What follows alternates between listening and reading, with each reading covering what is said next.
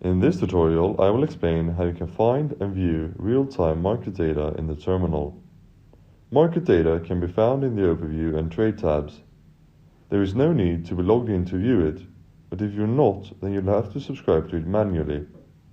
The reason for this is that BlockSettle servers never connect to your terminal without your consent. Once you subscribe to the data, you will see the latest exchange rates for the various products listed by their category: private market, spot XBT, and spot FX. If you wish to view the historical charts, then go to the Charts tab.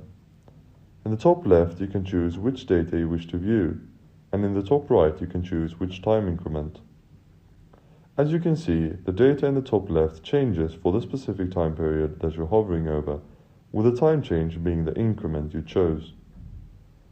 You can either use the autoscale function or zoom with your mouse to change the time period that is shown on your screen.